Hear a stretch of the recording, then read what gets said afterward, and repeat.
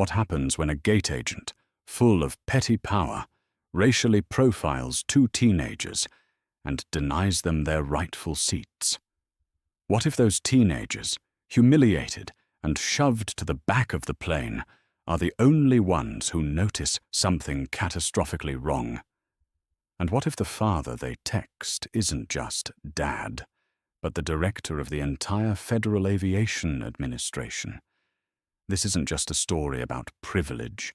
It's a story about karma, arrogance, and an averted disaster.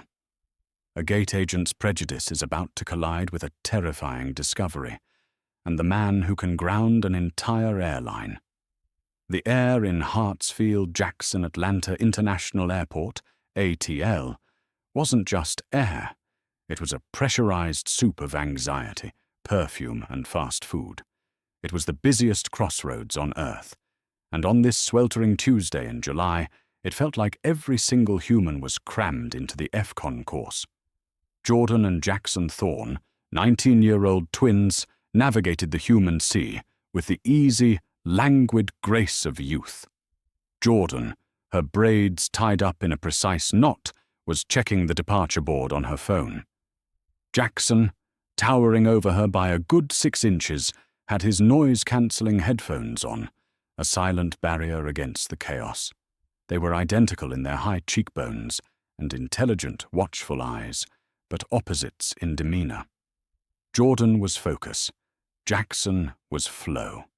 They were flying to London Heathrow for a prestigious summer law internship, a stepping stone on the path their father had helped pave. They were flying Global Air Flight 22. Their father, Marcus Thorne, travelled so often for his job that his global reach status was stratospheric. He'd used his miles to book them 2 confirmed seats in Global First, the airline's flagship business class. It was a treat, a congratulations for their internships. They arrived at gate F10. The boarding area was a disaster zone. The flight was overbooked, and the digital screen was flashing Sea Agent for nearly everyone. Behind the counter, presiding over this small, fluorescent-lit kingdom, was Brenda Sullivan. Brenda was a woman who seemed permanently braced for impact. Her blonde hair was sprayed into a rigid helmet, and her Global Air uniform jacket looked 2 sizes too tight, the buttons straining. She was a 15-year veteran of the gate, which meant she had seen everything and was impressed by nothing. Today, her flight was oversold, a maintenance delay had just cleared, and her patience had evaporated 3 hours ago. She was currently dealing with an elderly couple, shouting at them with exaggerated slow-mouth patience. "I can't change the seat. The computer says no." Jordan and Jackson waited politely in the Global First priority lane. When the couple finally shuffled away, defeated, Jordan stepped forward, smiling. "Hi, good afternoon. Jordan and Jackson Thorne, checking in for GA22. Brenda's eyes flicked up. She scanned them. Designer sneakers, well-fitted casual wear. Young, black. Her eyes, which had been merely stressed, hardened with a familiar, acidic judgment. She instantly categorized them. Privilege without merit. Probably buddy pass riders, flying for free on some employee's benefits, trying to scam an upgrade. "Passports," she snapped, not returning the smile. Jordan handed them over. Brenda typed with punishing force. Tap, tap, tap, clack. "Yeah, I see your tickets," Brenda said, her voice loud enough for the people behind them to hear. "You're in 34E and 34F. Jordan's smile faltered. "I'm sorry, there must be a mistake. We're confirmed in 4A and 4B. I have the email confirmation right here." She held up her phone. Brenda didn't even look at it. "There's no mistake. The system had to reprocess the upgrades due to an aircraft swap. We had to accommodate our full-fare revenue passengers. You've been reassigned. 34E and 34F, middle and aisle, in the last row of the main economy cabin. But we are confirmed," Jackson said, pulling his headphones down. His voice was deep and calm. My father paid for these upgrades. They aren't requests. They're confirmed seats. Sir, Brenda said, her voice dripping with condescension. Everyone's a confirmed millionaire until the computer says otherwise. We have a full flight, and our actual first-class passengers take priority. She began printing out new boarding passes. You're lucky to get on at all. Who are these actual passengers? Jordan asked, her sense of justice kicking in. We've had these seats for 2 months. Just then, a white couple in their late 40s, dressed in wrinkled linen, rushed up to the counter, breathless. Oh, thank goodness. Hi, Brenda. We're the Millers. My husband's status. We were on the wait list. Brenda's entire demeanor transformed.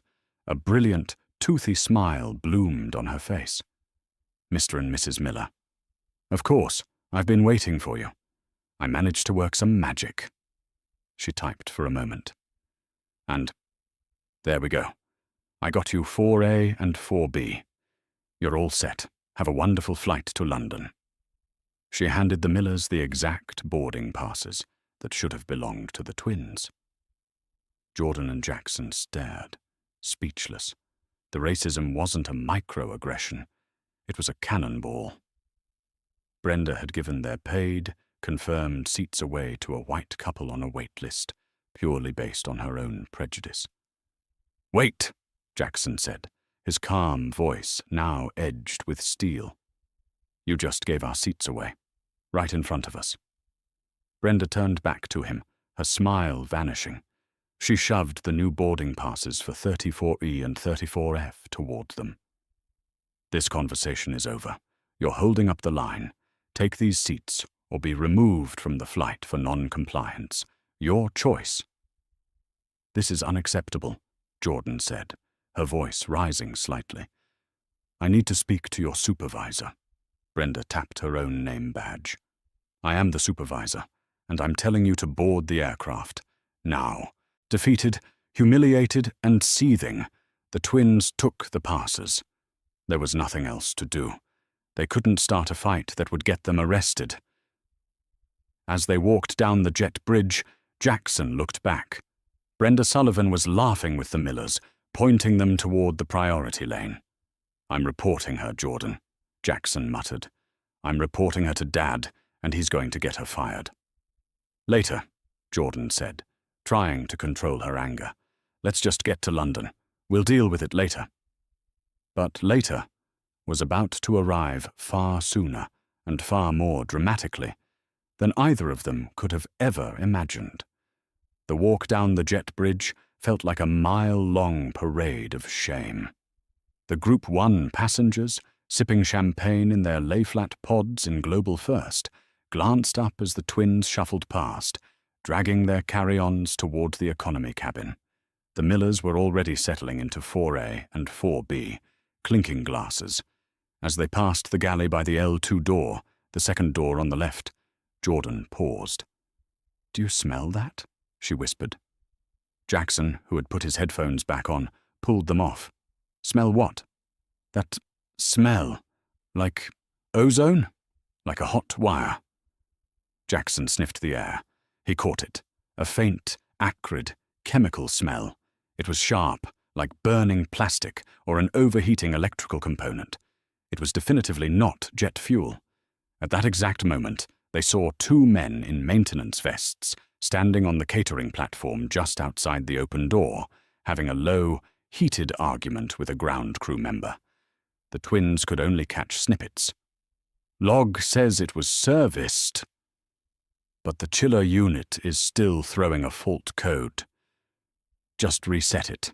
We don't have time to ground this thing for a Cinnabon cooler. Captain wants an on-time pushback. Sign the book. The maintenance worker shook his head, looking deeply unhappy, but he scribbled his name on a tablet. A flight attendant, a young man named Kevin with a practiced plastic smile, saw the twins lingering. Folks, please move along. We need to get everyone seated. We smell something, Jackson said, pointing toward the galley wall. It smells like burning plastic. Kevin's smile didn't flicker. "Oh, that's just the APU exhaust," he said, using the acronym for the Auxiliary Power Unit. "It sometimes blows back onto the jet bridge. Or it's the brakes. It's totally normal. Please find your seats." He physically gestured them down the aisle. "It doesn't smell like exhaust," Jordan insisted, but they were being pushed along by the tide of passengers behind them. They finally reached their seats, 34E and 34F. It was as bad as they'd feared. The last row, non-reclining, squashed between a crying baby and the hydraulic roar of the lavatories. They crammed their bags into the overhead bin and folded their long legs into the cramped space. The plane finished boarding. The doors were closed.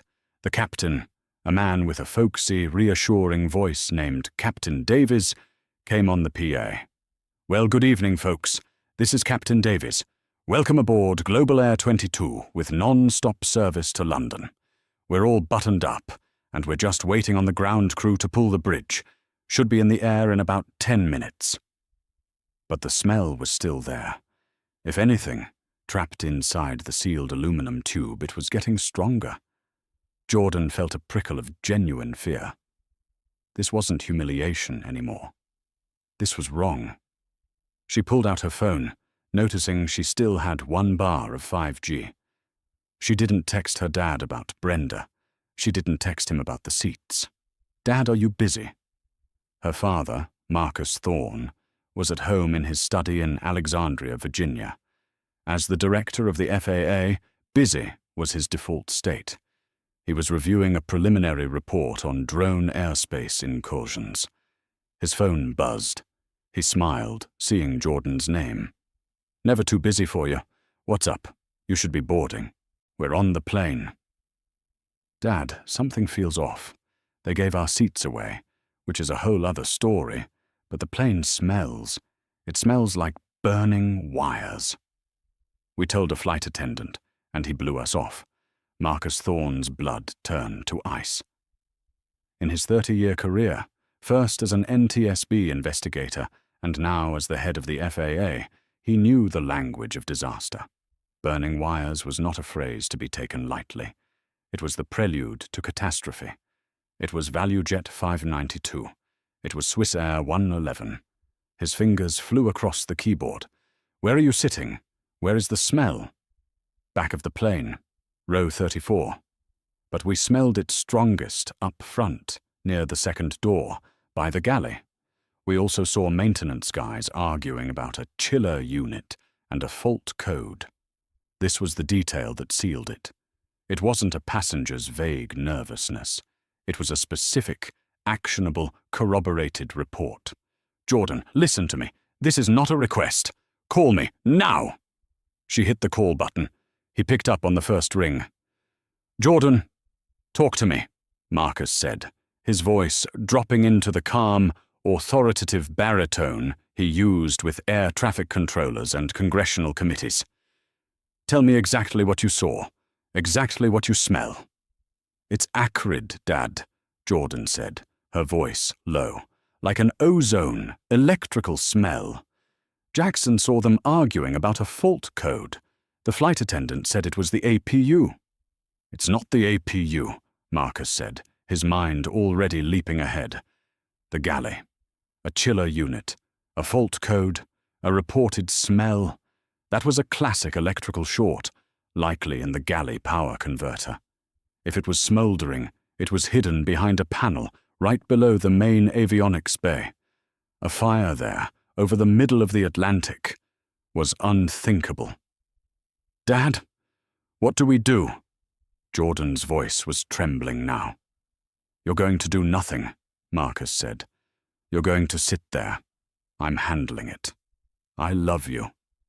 He hung up. Jackson looked at his sister. What did he say? He said, "He's handling it." Marcus Thorne didn't call Global Air's customer service. He didn't call the Atlanta station manager. He had a dedicated, secure line on his desk for one purpose: emergencies. He picked it up. It connected directly to the FAA's National Command Center in Warrenton, Virginia, who in turn patched him through to the Regional Operations Center, ROC, for Atlanta. "This is Director Thorne," he said, skipping all pleasantries. "I am issuing a director's ground stop on Global Air Flight 22, departing Atlanta for London Heathrow, Gate F10, effective immediately." The operations manager on the other end, a man named Rick, nearly dropped his coffee. A director's ground stop? That was a break glass in case of war maneuver. It hadn't been used since 9/11 for a single flight. Yes, sir. Director. May I have the reason for the stop? Weather? Security? Safety, Marcus said, his voice cold as the grave. I have a credible, first-hand report of a suspected onboard electrical fire, AFF, aircraft fire and fume. The crew has been notified by passengers and has, I'm told, dismissed the concern. I want that aircraft immobilized. I want ARFF, Airport Rescue and Firefighting, on site, and I want a full access inspection of the L2 galley and forward avionics bay. Nobody goes anywhere until my people clear that plane. Am I understood? Yes, Director. Transmitting the order to ATL Tower and Global Air Operations now. Marcus hung up. He leaned back in his chair, his heart hammering. He had just thrown a 10-pound boulder into the pond of global aviation. If he was wrong, if it was just a new plane smell, the political and media fallout would be catastrophic. He'd be accused of gross overreach, of abusing his power. But if I'm right, he thought, he trusted his kids. They weren't prone to hysteria. Back on Flight 22, the cabin lights dimmed, and the fasten seatbelt sign chimed. Captain Davies's voice came on again. Well, folks, a little update from the flight deck. It seems the, tower has asked us to hold at the gate for just a moment. Some ground traffic they need to clear. Shouldn't be more than a few minutes. We apologize for the short delay. In the back row, Jordan and Jackson looked at each other. Ground traffic? Jackson whispered. I don't think so, Jordan replied, her eyes fixed on the window. At gate F10, Brenda Sullivan was inputting the final departure codes, triumphant. She had gotten the flight out, despite the delays, despite the annoying kids. Her on-time performance metrics would be safe. Then her desk phone rang, a shrill, angry sound. She snatched it up. Global Air Gate F10, this is Brenda.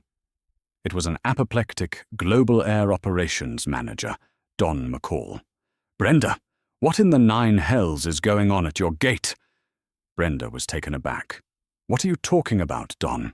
The flight's closed. We're pushing back. The hell you are, Don shouted. The FAA, not Atlanta, not regional, I mean Washington, just issued a director-level ground stop on GA-22. They're citing a potential onboard fire that the crew ignored. I have airport fire trucks rolling to your gate right now. What did you do? Brenda's blood ran cold. A fire? That's impossible. No one reported a fire. The captain didn't say anything. The crew didn't say anything. It's a mistake. It's not a mistake, Don yelled. I'm looking at the order. It's grounded. Start the deplaning process. The FAA inspectors are on their way. Brenda slammed the phone down, her face ashen. A fire? Ignored. She looked at Kevin, the flight attendant, who was at the galley by the L1 door, prepping drink carts. He hadn't said a word to her. Suddenly, her eyes darted to the call log. She remembered the two kids, the ones she'd bumped. They smell something. It smells like burning plastic. Oh no, she whispered. No, they wouldn't. They couldn't. She was convinced. This was revenge. Those spoiled, entitled kids had made a false report because they didn't get their seats. They had grounded an entire 767 out of spite. They're going to jail, she seethed, grabbing the JetBridge PA. Attention in the cabin. This is the gate agent. We have a mandatory ground hold. Everyone must deplane. Take all your personal belongings and deplane immediately." The cabin, which had been settling into a pre-transatlantic slumber, erupted in groans and confusion. Through the windows, passengers could now see them. Not one, but 3 massive lime green airport fire trucks, their lights flashing, pulling up and surrounding the aircraft. This was not ground traffic. This was an emergency. The deplaning process was pure chaos. Passengers were angry, confused, and scared. The sight of fire trucks tends to erode confidence. Brenda Sullivan stood at the top of the jet bridge, her face a mask of thunderous rage. She was directing traffic, but her eyes were scanning every face, searching for the Thorne twins. As passengers filed off, the flight crew, including Captain Davies and First Officer Reynolds, came off first, looking baffled and furious. "What is this, Brenda?" Captain Davies demanded. "The tower told us we were grounded by the FAA. Something about a fire?" "That's what they said," Brenda snapped. "Apparently a passenger reported it. Seems we have a credible threat." She used air quotes, her voice dripping with sarcasm. Just then, 3 people in dark blue FAA windbreakers, led by a no-nonsense man with a clipboard, pushed past the passengers. "FAA, we're securing the aircraft," the lead agent, Diaz, said. He and his team, along with the fire crew, boarded the empty plane. Brenda finally spotted them, Jordan and Jackson, emerging from the bottleneck. As they reached the gate, Brenda stepped directly in front of them, blocking their path. "You!" she hissed, her voice low and venomous. "You two! You did this, didn't you?" Jordan and Jackson stopped, stunned by the confrontation. "Did what?" Jackson replied. "You called in a false report. You lied about a fire," Brenda accused, her finger jabbing at Jackson's chest. "All because you didn't get your pretty little first-class seats. Do you have any idea what you've done? That is a federal offense. I'm having you both arrested for interfering with a flight crew." Jordan, who had been intimidated before, was now filled with cold certainty. "We reported what we smelled, Ms. Sullivan, and what we heard. We told the flight attendant and he ignored us." "I told you it was the APU." Kevin, the flight attendant, chimed in, having overheard. He was now trying to cover his own tracks. "You're just kids. You don't know what—" "Silence!" The voice that boomed from the jet bridge was not from the FAA. It was from one of the firefighters. He had a thermal imaging camera in his hand. "Diaz, get in here!" the firefighter yelled. "We've got a hot spot, behind the L2 galley wall. It's hot." Agent Diaz ran back onto the plane. Brenda's face went from rage to pale, sickly confusion. A hot spot? A moment later, Diaz and the firefighter re-emerged. Diaz was holding a charred, melted piece of plastic and wiring. It was a power converter. "It's the galley chiller unit," Diaz announced to the stunned crew and the lingering passengers. "The insulation is completely melted. It was smoldering. The panel behind it is scorched." Captain Davies's face went white as a sheet. The chiller unit. My God, that's right below the forward avionics bay, the E&E compartment. Everyone there knew what that meant. The E&E's Electronics and Equipment Bay was the aircraft's brain. A fire there would be uncontrollable. It would take out flight controls, navigation, and communications. Over the middle of the Atlantic, it would have been a death sentence. The plane wouldn't have lasted 20 minutes. The captain staggered back, leaning against the wall. He looked at Jordan and Jackson. You two? You reported this?" "We tried to," Jordan said quietly. "We told the flight attendant." All eyes, the captain's, the other passengers, Agent Diaz's, swiveled to Kevin. Kevin began to sweat. I thought it was the APU," he stammered. "Brenda, Brenda said we had to get the doors closed. She said ignore it. What? Brenda shrieked. I said no such thing. You're lying. Ms. Sullivan, Agent Diaz said, his voice flat and official. You were the gate supervisor. You were notified of a potential fume event? No. Not officially, Brenda stammered, backpedaling fast. He mentioned it. I thought he was handling it. I was boarding the plane. This is on him.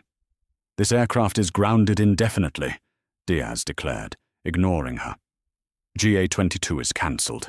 We are opening a full investigation on this aircraft and this station. He turned to his radio. Tell the ROC the ground stop is confirmed. We have an AFF event. The director was right. Brenda heard that. The director was right. It clicked. The name, the way the kids were dressed, the specific, professional-sounding report. Thorne, she whispered, looking at the twins with dawning horror. Your name is Thorne. Jackson just looked at her, his expression unreadable. Who is your father? She asked, her voice a desperate croak. Our father, Jordan said, her voice clear and carrying in the now silent terminal, is Marcus Thorne, director of the FAA. A collective gasp went up from the flight crew. Captain Davies looked like he was going to be sick. Brenda Sullivan physically collapsed. She didn't faint. She crumpled, her legs giving out, and she sat hard on the industrial carpet of Gate F-10. It wasn't revenge. It wasn't a prank. It was real.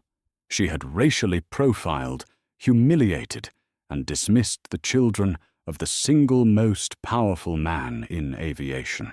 And in doing so, she had ignored a warning that had saved the lives of all 240 people on that flight. Her career wasn't just over. It was annihilated. The immediate aftermath was a blur of official, terrifying efficiency. The plane was towed to a quarantine hangar. The passengers were rerouted, given hotel vouchers, and sworn at by a frantic Global Air corporate team. The flight crew was suspended, pending a full investigation. But for Brenda Sullivan, the karma was swift and surgical. Don McCall, the operations manager who had screamed at her on the phone, was at the gate in 5 minutes.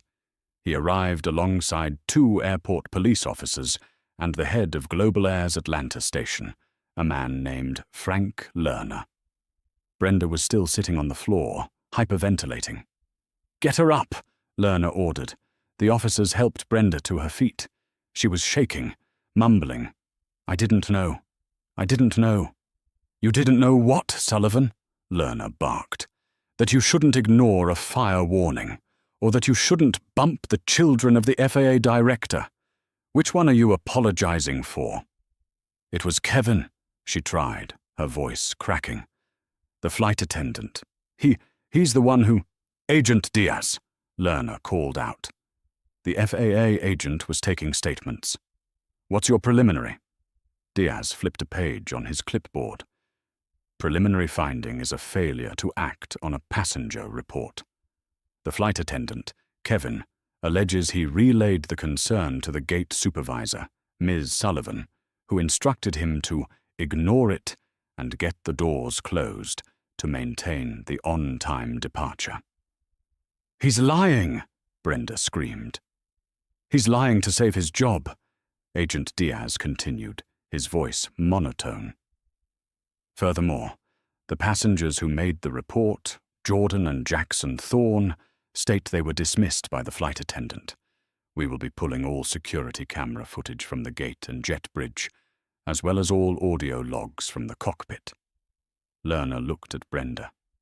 The security footage. That was the nail. It would show her fawning over the Millers. It would show her jabbing her finger at the twins. It would show, in cold, digital clarity, her every prejudiced action. "Brenda," Lerner said, his voice quiet, which was far scarier than his yelling. "Give me your badge." "What? Frank, no, please. I've been here 15 years. It was a mistake. An honest mistake. An honest mistake is forgetting to put a tag on a bag, Brenda, Lerner said. Ignoring a fume report that could have killed 240 people. That's not a mistake. That's a catastrophe. You did it to protect your on-time metric. You endangered this entire aircraft. He held out his hand. Your CIDE badge. Your Global Air ID. Now. Sobbing, Brenda unclipped the lanyard from her neck. The plastic ID, her key to the kingdom, her symbol of power, was handed over. You are suspended, effective immediately, pending termination. The officers will escort you out. You are not to set foot on airport property without a police escort. We're done. Frank, please, she begged. We're done, Brenda. As the officers led her away, past the staring, whispering passengers, she made one last, desperate attempt. She saw Jordan and Jackson standing by the window with Captain Davies, who was personally apologizing to them. You! Brenda shrieked, lunging against the officer's grip. You did this to me. You and your father. This is an abuse of power. Jordan didn't even flinch. She just met Brenda's gaze. You were right about one thing, Miss Sullivan, Jordan said, her voice clear and strong. It is a federal crime to interfere with a flight crew. And it's a federal crime to falsify a safety log or ignore a credible safety threat. Brenda had no answer. She was dragged away, her cries echoing down the concourse. But the grounding had only just begun. This wasn't about one flight anymore. Marcus Thorne was furious, not just as a father, but as a regulator. His children had been the victims of racial profiling. He knew it, even if it was hard to prove in court. But what he could prove was that Global Air's Atlanta station had a culture that prioritized schedules over safety. The next morning, Global Air's CEO received a formal notification. The FAA was initiating a focused audit of the entire Atlanta hub, citing the GA-22 incident. This was the real grounding. For the next 3 months, FAA inspectors descended on ATL. They were not friendly. They tore through maintenance logs, staff schedules, and training records. They shadowed gate agents and baggage handlers. They conducted surprise inspections on aircraft. They found a systemic, rotting culture, just as Marcus had suspected. They found dozens of pencil-whipped maintenance sign-offs, just like the one on GA-22's chiller. Evidence of gate agents being given bonuses for on-time departures, creating a perverse incentive to cut corners. Inadequate training on fume and fire events for cabin and ground crews. The audit was a bloodbath. Frank Lerner, the station chief, was fired. Don McCall, the ops manager, was demoted. Global Air was hit with a staggering $10.5 million fine, one of the largest in aviation history, for systemic safety violations. The airline stock plummeted. The media had a field day. Global Air fined millions. After FAA directors' children avert disaster. The karma for Brenda's prejudice wasn't just losing her job. It was the public, humiliating and complete dismantling of the very system that had given her the petty power she so clearly abused. For Brenda Sullivan, the world ended. She was, as she had predicted, blacklisted. In the tight-knit aviation community, the story of Brenda from Atlanta became a cautionary tale. She was the woman who ignored a fire report from the FAA director's kids. No airline, not even a budget carrier, would touch her. Her 15 years of experience were now 15 years of liability. She applied at Delta. Rejected. American. Rejected. Southwest. Rejected. She filed a lawsuit against Global Air for wrongful termination. She claimed she was a scapegoat, that Kevin, the flight attendant, was the one responsible, and that she was a victim of a political hit job by Marcus Thorne. The lawsuit was her final, fatal mistake. It moved to the discovery phase. Global Air's lawyers, eager to prove their compliance with the FAA's new consent decree, handed over everything. Her lawyer sat her down in a bleak, windowless office. "Brenda, we have a problem." "What problem? They fired me without cause." He tossed a hard drive onto the table. "This is the problem. This is the security footage from Gate F10. He played it. There it was, in high-definition color. The polite, smiling Thorne twins, her own sneer, her dismissive hand gesture. Then the immediate, beaming, fawning transformation for the Millers. The camera caught the whole disgusting transaction. "This," her lawyer said, "is not a good look. This makes you look prejudiced." "I'm not prejudiced," Brenda insisted, her voice shrill. "I was just following procedure. They were on standby upgrades." "They weren't," the lawyer said flatly. "We got the ticketing records. Theirs were paid, confirmed J-class upgrades. The Millers were R-class, standby. You violated Global Air's own priority rules. You gave away their $3,000 seats based on—" "What, Brenda?" "A hunch." Then he played the audio from the jet bridge microphone. It was faint, but you could hear it. Jackson's voice. "Smells like burning plastic." And Kevin's reply. "It's just the APU." Then the mic picked up Kevin talking to her at the gate podium. "Mom, the Pax in 34E said he smells wires." And her, clear as a bell. "We don't have time for this, Kevin. It's the brakes or something. Get the doors closed. I don't want to take a delay." Her lawyer stopped the video. The room was silent. "You lied, Brenda," he said. "You didn't just lie to your boss. You lied to the FAA. You lied in your deposition. You committed perjury." He stood up. "I'm dropping your case. Your lucky Global Air's attorneys aren't referring this to the U.S. Attorney's Office. Take whatever settlement they offer you, if they offer one." They didn't. Her case was dismissed with prejudice. The downward spiral was fast. Her savings ran out. Her Cobra insurance expired. She lost her condo in Buckhead.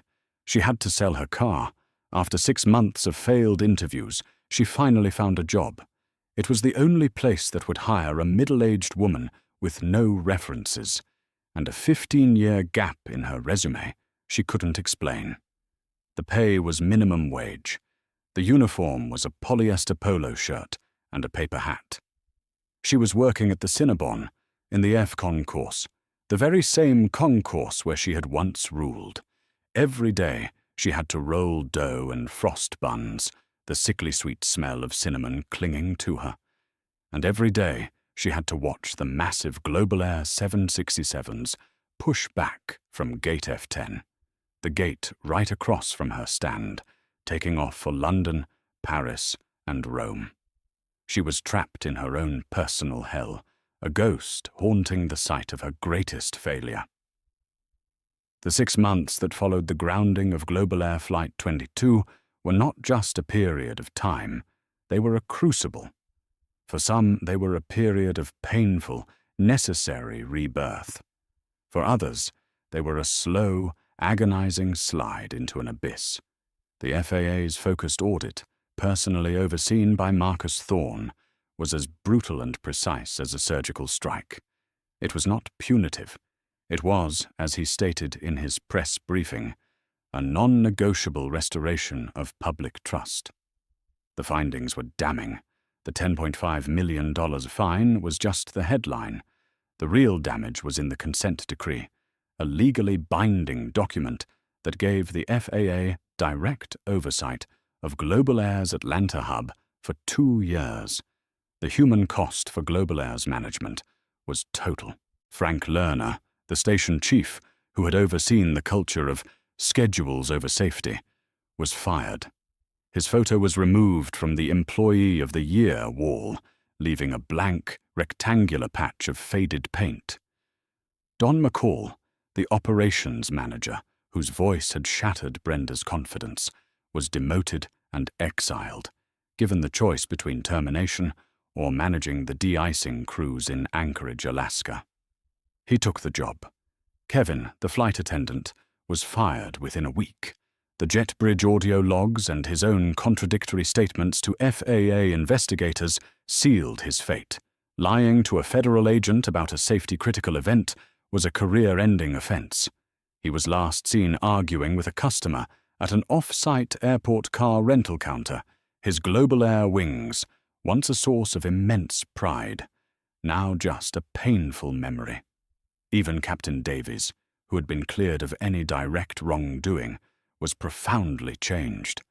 He had been grounded for 3 months and subjected to rigorous retraining, with a special focus on crew resource management and passenger-initiated safety warnings.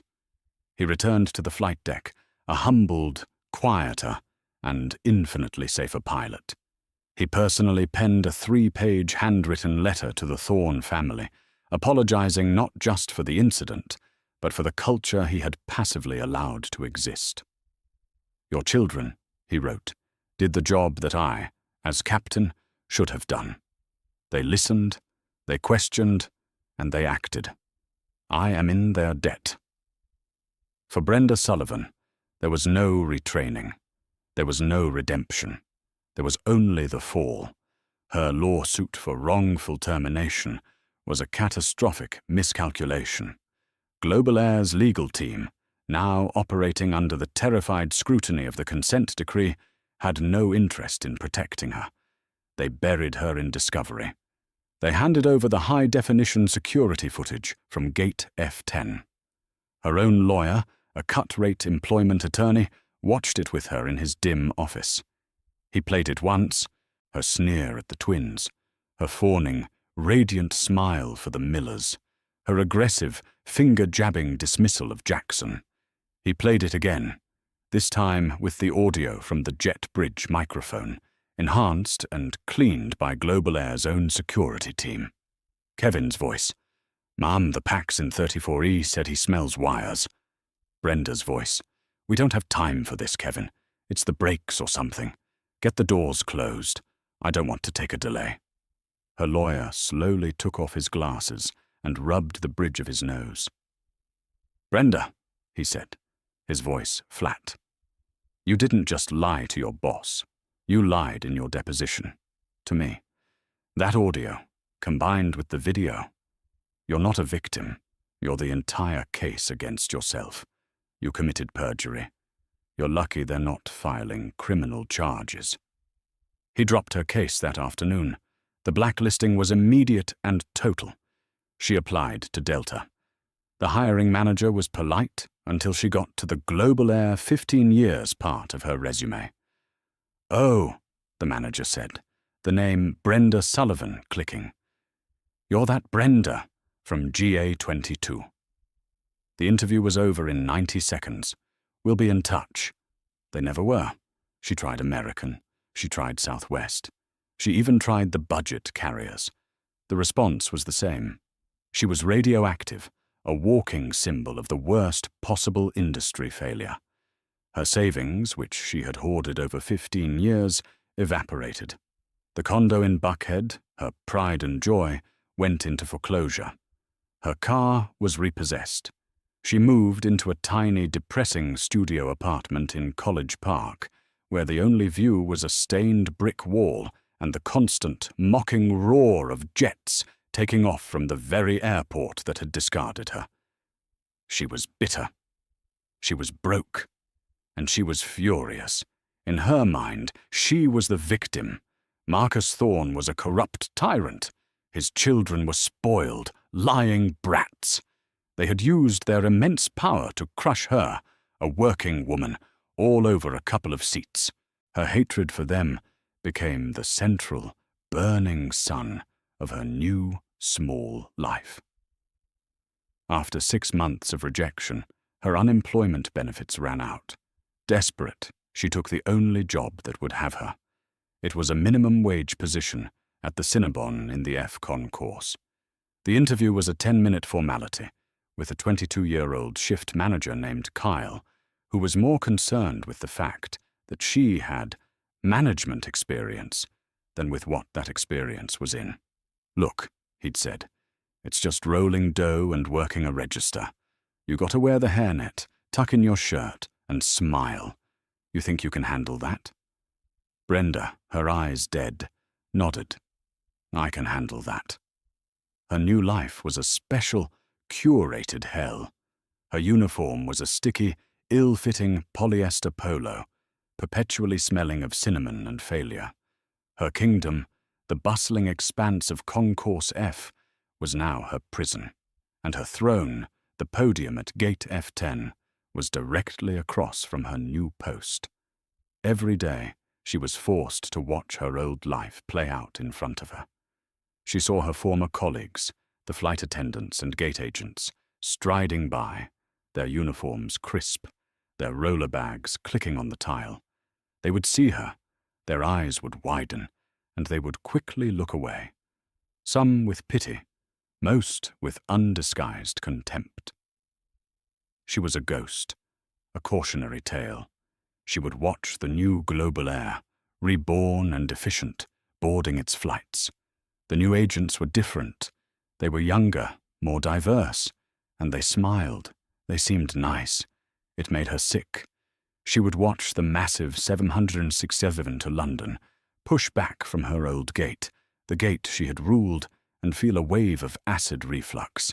Then she'd have to turn back to the counter and ask, in a monotone, "Would you like extra frosting on that?" This was her life, a cycle of humiliation, cinnamon, and rage. She stewed in it, her bitterness calcifying.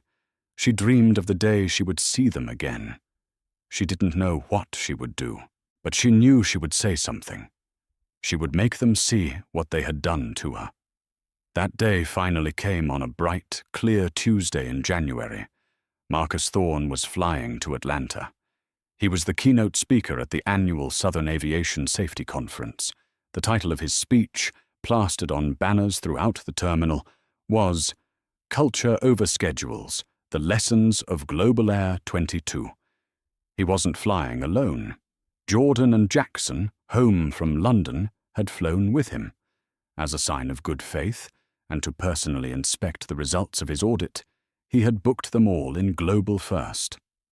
On Global Air. Their flight from London was a surreal experience.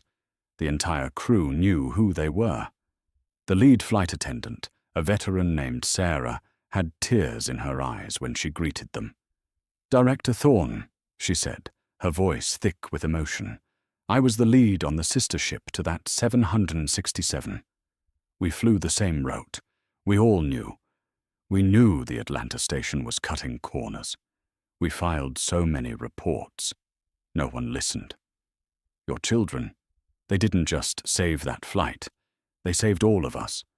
They saved this airline from itself." The captain, a man named Henderson, came out of the cockpit to personally shake their hands. "An honor to have you aboard, Director. We're a better, safer airline because of your family." When they landed, the plane, fittingly, pulled into Gate F10.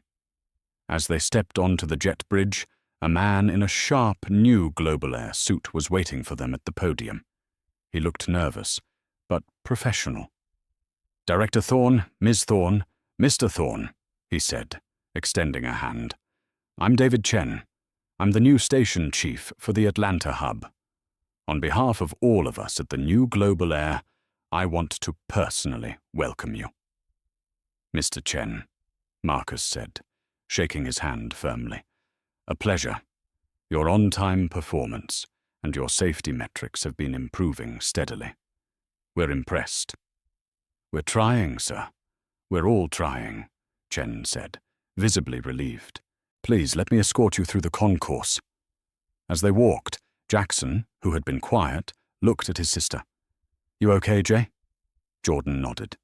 "Yeah, it's just weird, being back here." She looked around. It was the same, but different, cleaner, calmer. "Dad," she said, "I'm absolutely starving, and I smell cinnamon." "I could go for a coffee, too," Marcus said, smiling. "Mr. Chen, would you care to join us?" Of course, Director. It would be my honor," Chen replied. The four of them, The director of the FAA, his 2 children, and the new station chief walked the 30 feet across the concourse, directly toward the Cinnabon. Brenda was having the worst day of her new life. The morning frosting machine had broken, she had been written up by Kyle for being 2 minutes late, and a tourist had just yelled at her for not speaking Spanish. She was on the register, her face an oily mask of resentment, her hair plastered to her head under the paper-thin hairnet. She was muttering under her breath about the injustice of it all when she heard a familiar, confident voice. "Yes, Mr. Chen, I agree. The new training protocols seem to be—" Brenda looked up, and her world tilted. It was him, Marcus Thorne, looking impossibly tall, powerful, and rested in a perfectly tailored suit.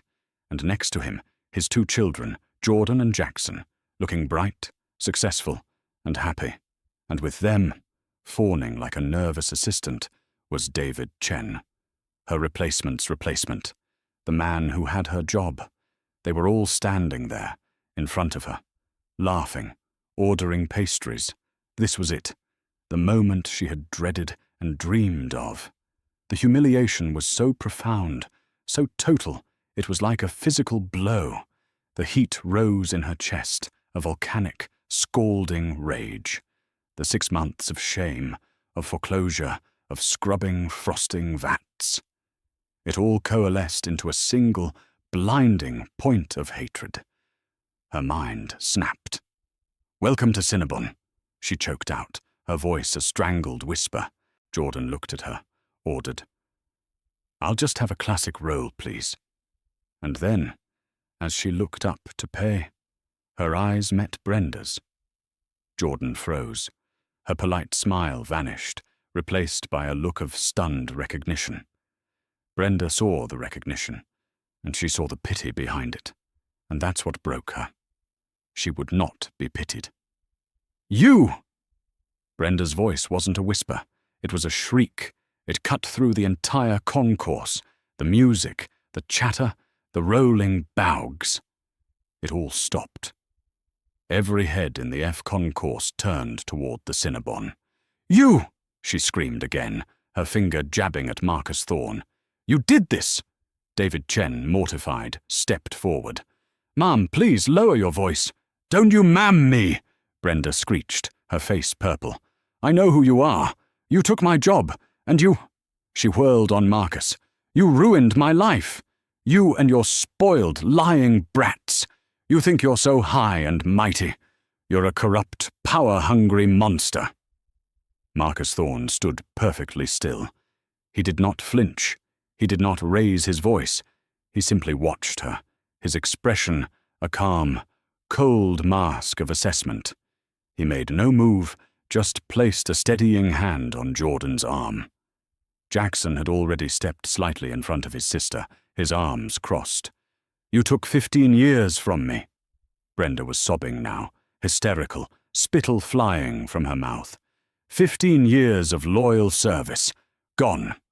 Because your brats didn't get their pretty seats. You think you're heroes? You're villains. You're... She was incoherent, blinded by her own rage. She looked for something, anything, to punctuate her fury. Her hand closed on a large plastic tub of vanilla frosting. "This is your fault!" she howled, and with all her strength she hurled it. It missed them.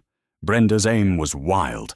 The tub hit the pillar just behind Marcus, exploding in a massive, sticky white splatter that rained down on the floor in front of them, speckling David Chen's suit.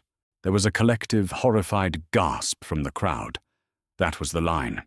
David Chen, no longer nervous, was pure, cold professionalism. He'd been trained for this. This was a Level 2 security breach. He spoke calmly into the radio on his shoulder. "ATL Security, this is Station Chief Chen. Concourse F, Cinnabon. We have a hostile individual assaulting passengers. I need ATL PD, Code 3. Brenda froze. The word assaulting pierced her rage. Her 22-year-old manager, Kyle, ran out from the back. "Brenda! What are you doing? You're fired! You're fired!" "Fired?" Brenda whispered, as if in a daze. "Fired?" In less than 60 seconds, 2 airport police officers were there.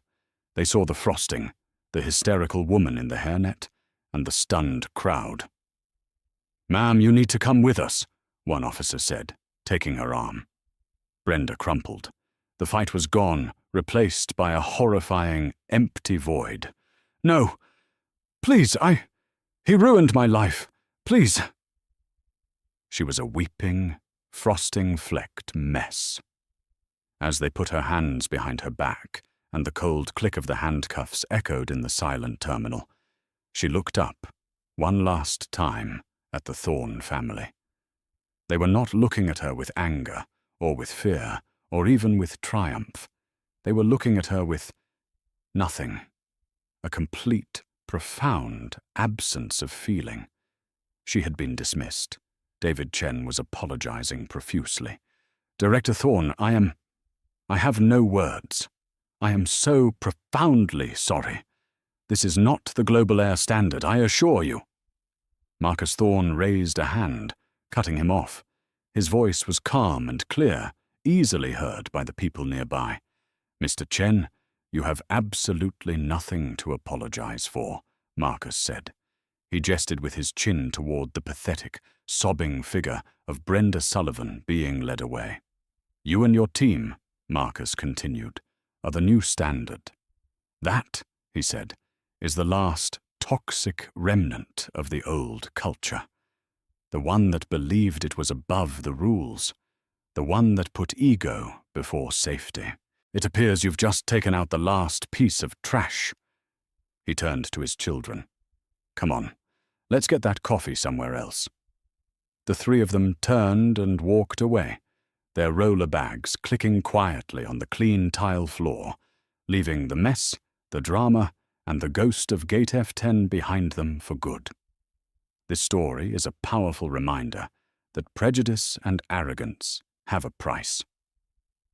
Brenda Sullivan, in her small kingdom at the gate, forgot the first rule of aviation. Safety is not negotiable. She judged 2 passengers by their appearance, and, in doing so, dismissed a warning that saved 240 lives. The karma she faced wasn't just losing her job, it was a public humiliation that ripped away her power and left her with nothing. But the real story is about the quiet heroes, Jordan and Jackson, 2 young people who, even after being humiliated, trusted their instincts and spoke up. And their father, Marcus Thorne, who showed the world what true power is. It's not the power to ruin someone's day, it's the power to enforce safety, to protect lives, and to hold an entire corporation accountable. What do you think? Was Brenda's karma too harsh, or was it exactly what she deserved?